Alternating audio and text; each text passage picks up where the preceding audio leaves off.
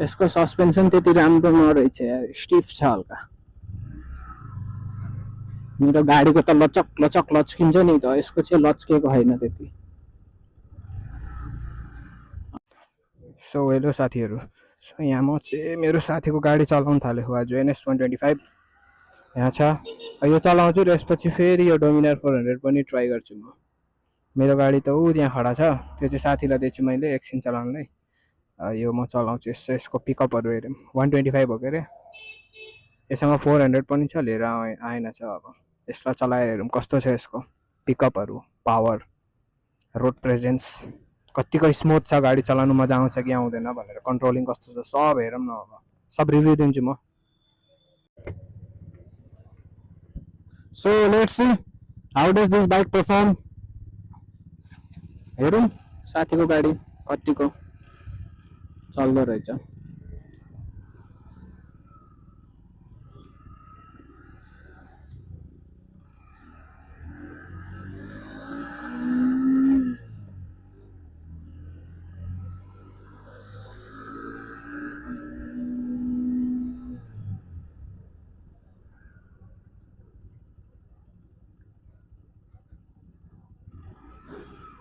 अलिकति lack of power त feel भइरहेछ, किनकि अब म 400 सीसीदेखि यसमा आएको छु नि त, त्यही भएर हल्का ल्याक अफ पावर फिल त भइरहेछ, तर त्यस्तो केही प्रब्लम चाहिँ छैन।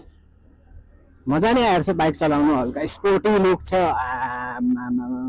हल्का निहुरेर एग्रेसिभ पोजिसन छ क्या यसको चाहिँ। ऊ चाहिँ मेरो गाडीको हो साथीकोमा।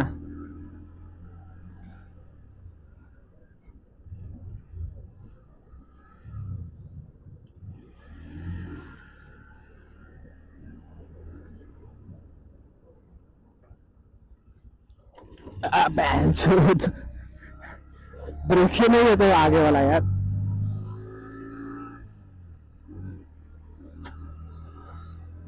मेरो साथीको बाइक हेरौँ न यसो कतिको भाग्छ। ब्रेकिङ चाहिँ राम्रो नरहेछ है KTM को जति।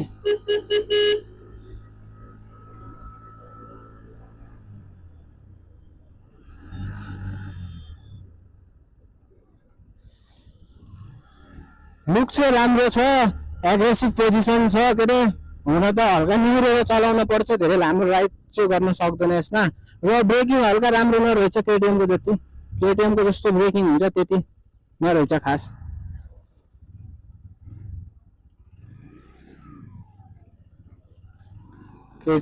KTM त्यसको ब्रेकिङ त बबाल छ नि यार, त्यहाँ भागिरहेछ मेरो गाडी।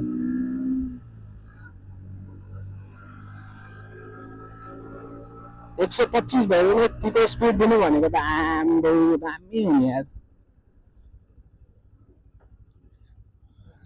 स्पिड ब्रेकर जस्तो कि मैले भनेको थिएँ कि यसको ब्रेकिङ चाहिँ मलाई त्यस्तो खास लागेन के अरे। अब ठिकठाक गुड रेन्ज,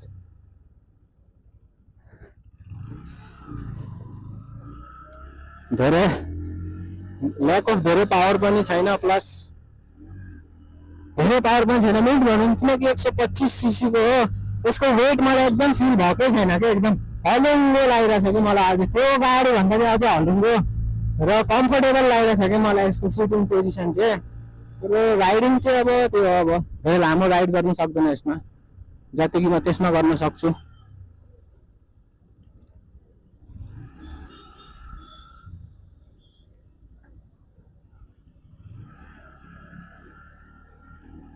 मजा पनि आउने रहेछ है साथीहरूको गाडीहरू यसो चलाउँदाखेरि।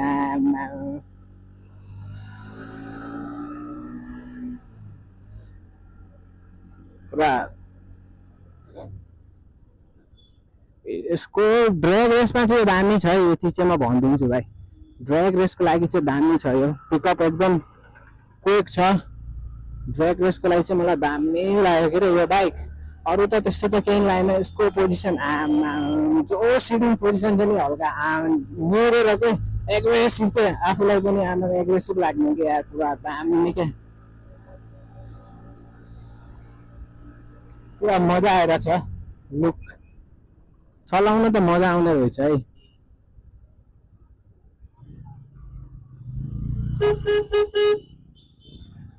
चलाउन नि मजा चाहिँ आउने रहेछ। वाउ इट्स फुल गुड यार।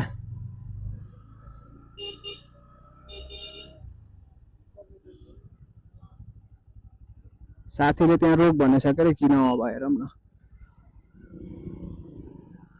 Let's see.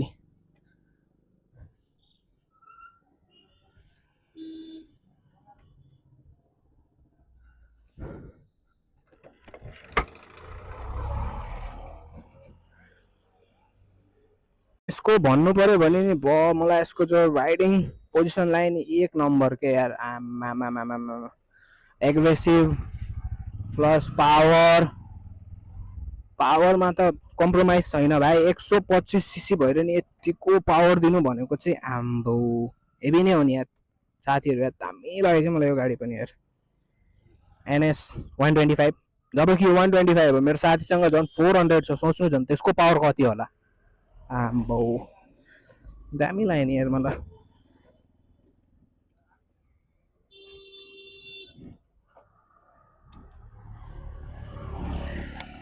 दामी लाग्यो के अरे यार। मेरो साथीहरू नि आयो के अरे।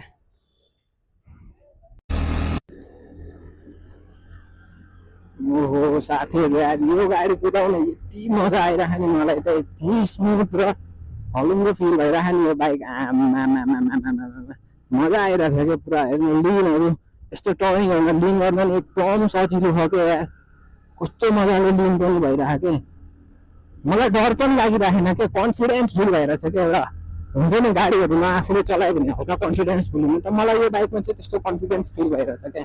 मजा पनि आइरहेछ। प्लस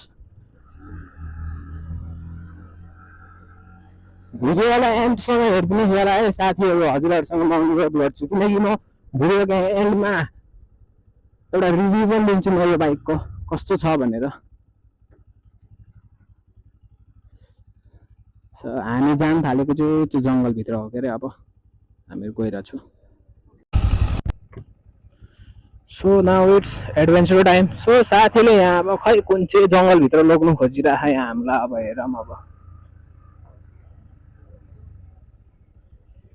हेरौँ के अरे अब कहाँ लग्छ साथीले यार। जङ्गलभित्र पसिसक्यौँ के अरे हामी त। पस्न त एकदम कता चाहिँ लग्नु खोजे।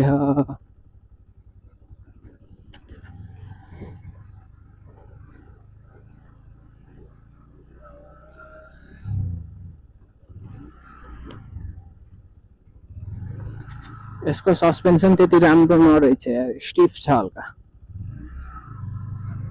मेरो गाडीको त लचक लचक लचकिन्छ नि त, यसको चाहिँ लचकेको छैन त्यति। अब कता चाहिँ लगिरह साथीले, कतिभित्र घुसाउनु खोजेको होला।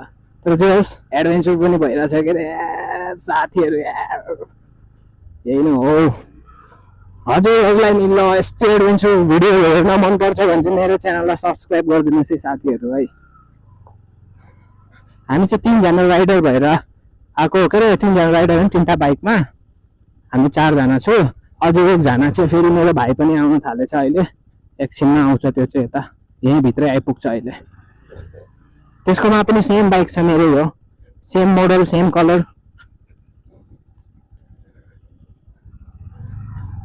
हामी 2 जनाले एउटै कम्पनीको एउटै वर्षमा लिएको हो के अरे।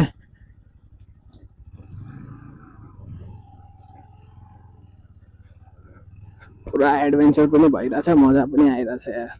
साथीले आमा कहाँ भित्र लिएर आइदियो यार।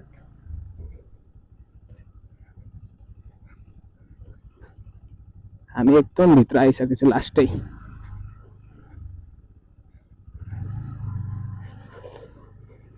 पुरा जङ्गली जङ्गल छ क्या चारैतिर। हेर्नुहोस् न हामी कस्तो चाहिँ जग्गा आएको छु यार।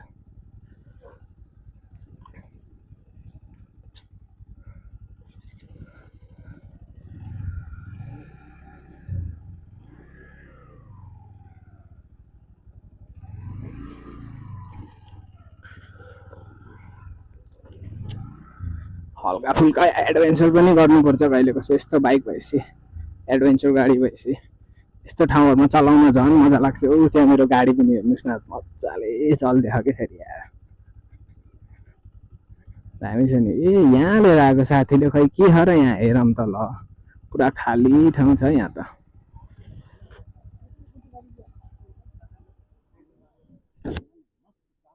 हमको लगा तुम खराब जंगल का नदी में जाए तो नाला है पहले भी आया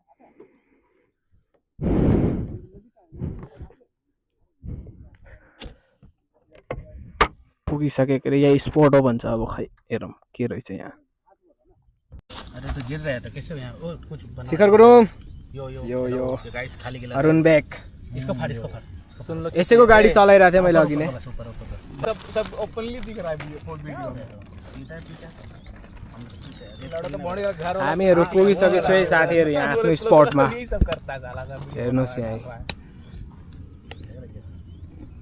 ये मेरे भैया ने पिलाया था कैंटीन वाला अच्छा है इसका टेस्ट इसमें फ्लेवर नहीं आता ना तो हम लोग बास के नाता पिया था भाई फ्लेवर आते इसमें आता है इसका भी आया ओ फाइनली हामी आइसकेको छौँ यहाँ जङ्गलमा हजुरले हेर्न सक्नुहुन्छ चारैतिर वरिपरि जता हेरेको थियो चारैतिर जङ्गल छ कि बिचमा मात्रै चौर जस्तो हामी चौरमा बसेको छु त्यहाँ चाहिँ सानो खोला बग्ने त्यहाँ छौँ हामीहरू यता यसो घुम्नु आएको प्लस भिडियो सुट पनि भइहाल्छ भनेर हामी साथीहरूसँग आएको छु के अरे म र मेरो साथी यहीँको अब यिनीहरूसँग आएको प्लानिङ हाम्रो बनेको चाहिँ थिएन यसै अब कुरा गर्दा गर्दा प्लानिङ बन्यो यता आम भनेर अर्को ठाउँ जाने प्लानिङ थियो खासमा त तर त्यहाँ चाहिँ अब बर्खाले गर्दाखेरि अलि पानीहरू धेरै बढेर चाहिँ त्यहाँ खतरा भएर चाहिँ जान पाएन त्यही भएर यतै आएको थियो हामीहरू चाहिँ अब सो आज हल्का एडभेन्चर पनि भयो मजा आयो मलाई त यार खासमा भन्नु पऱ्यो भने आजको जो म राइड रिभ्यू भन्छु नि भाइ मलाई एकदम मन पऱ्यो क्या